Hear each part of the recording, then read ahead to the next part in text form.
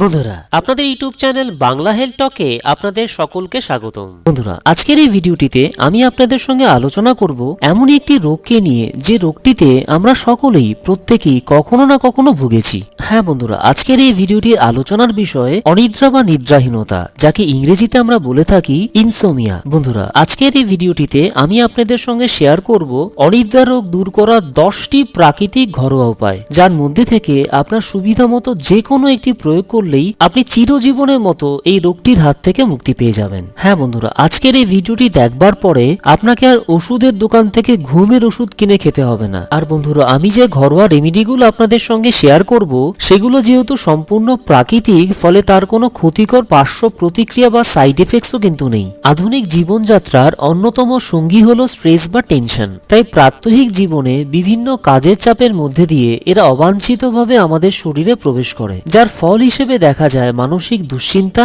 উৎকণ্ঠা, মানসিক অবসাদ, স্মৃতি দুর্বলতা, রাগ, ক্রোধ, বিষণ্ণতা, ভয়, আতঙ্ক এবং অনিদ্রা। এই সমস্ত রোগ যেন বর্তমান কর্মব্যস্ত জীবনে আমাদের চারিদিকে ঘিরে রেখেছে। বিভিন্ন কাজের চাপ, অর্থনৈতিক দুরবস্থা ও কিছু কিছু সামাজিক অনিয়মিতার দরুন এই সমস্ত মানসিক ব্যাধি দেখা যায়। আয়ুর্বেদে রজ ও তমগুণের ভারসাম্য একবার হারালে মানসিক ব্যাধি উৎপন্ন হয়। আয়ুর্বেদে বলা আছে, সঠিক নিদ্রা ও সঠিক আহার হলো শরীর ও মন সুস্থ রাখার চাবিকাঠি। বন্ধুরা, আমি যে মানসিক ব্যাধিগুলোর বিষয়ে আপনাদের জানালাম, তার থেকে সাধারণত ঘুমের সমস্যা বা অনিদ্রা রোগ দেখা যায়। তাই ঘুম যদি ঠিক পরিমাণে হয়, তাহলে কিন্তু এই সমস্ত মানসিক রোগই সেরে যায়। একজন সুস্থ মানুষের দিনে 6 থেকে 7 ঘন্টা ঘুম ভীষণ জরুরি। চলুন বন্ধুরা, আর সময় নষ্ট না করে এবারে এক এক করে ঘরোয়া রেমিডিগুলো জেনে নিই। যে রেমিডিগুলোর ব্যবহারে আপনার অনিদ্রা রোগ তো দূর হবেই, তার পাশাপাশি আপনার যাবতীয় মানসিক বিকারও নাশ হবে। 1 নম্বর রেমিডি,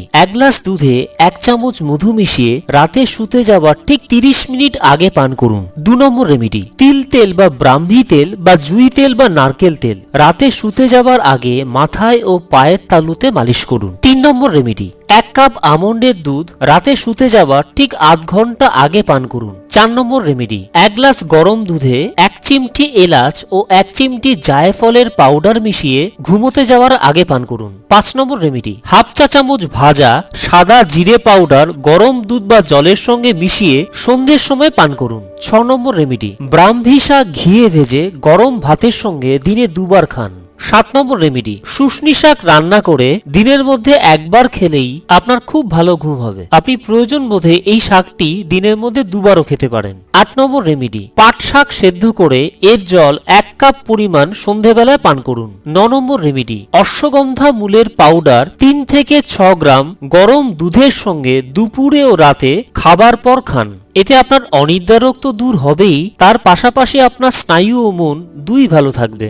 10 নম্বর রেমিডি, 10 বছর বা তার বেশি সময়ের পুরনো ঘি 1 চামচ করে দিনে 2 বার গরম ভাতের সঙ্গে খেলে আপনার অনিদ্রা রোগ তো দূর হবেই, তার পাশাপাশি এই রেমিডিটি আপনার কোনো মানসিক রোগ থাকলে তা দূর করতেও ভীষণ ভালোভাবে সাহায্য করবে।